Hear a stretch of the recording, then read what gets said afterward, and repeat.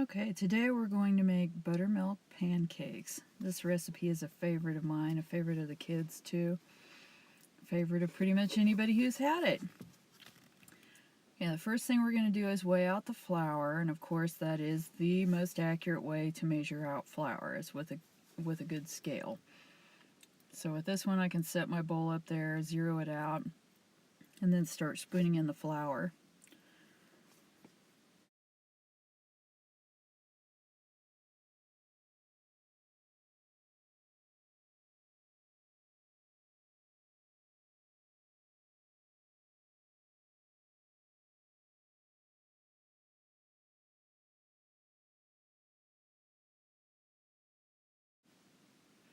And now we're going to add in the other dry ingredients.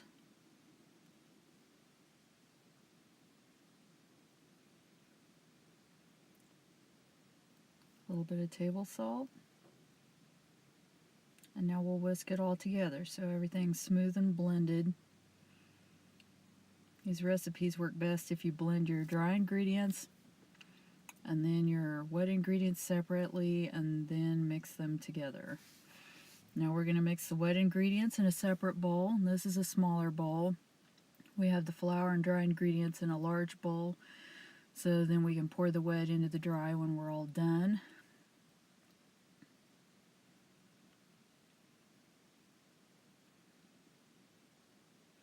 It can be easier to whisk the eggs separately and break them up, but it really isn't too bad whisking them up in the buttermilk and with the butter and oil.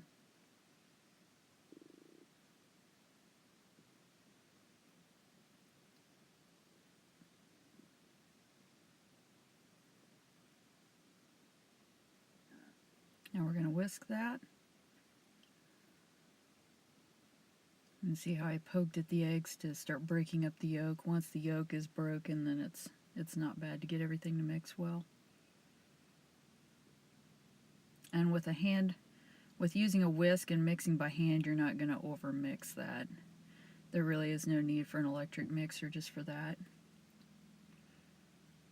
Now we'll pour the wet into the dry. We'll use that whisk to scrape the bowl out well.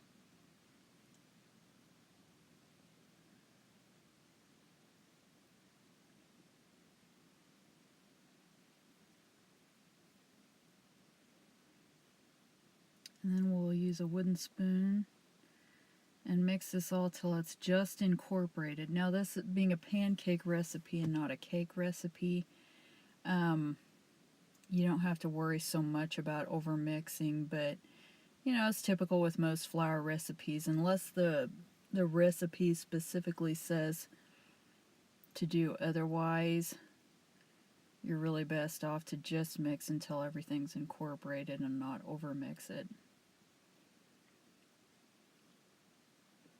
We don't want to mess up the texture of our pancakes, and these have such a good texture to them, so fluffy.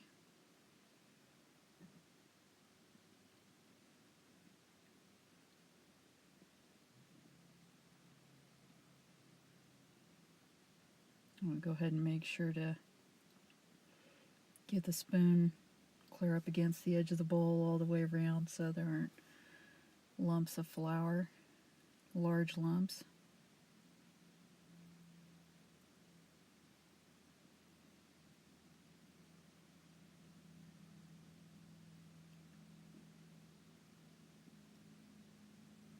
And now we'll go ahead and heat the griddle. After it's heated, then we'll spray it. You don't want to spray and then heat, or it tends to burn. The griddle will tend to burn what you sprayed on it. Now we can go ahead and pour out the batter. Obviously, smaller pancakes are going to be easier to handle, but the big ones aren't bad. They're just going to be more tricky to flip. Perhaps a little harder to bag and freeze and store if you're freezing the leftovers, which is what I always do. And then you can always add in crushed blueberries, chocolate chips, whatever you want. And then spread a little bit of batter over that to cover. If you want to add in ingredients like nuts, blueberries, chocolate chips, whatever it is you want to add in. You want to, like I said, do that right away and then just cover it with just a little bit of extra batter, like a little bit on the wooden spoon.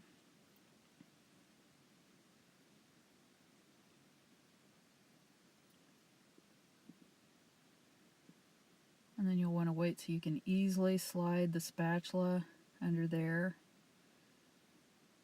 Here you can see I ran into the edge of the pan a little bit. I'm not an expert flipper. Good enough though.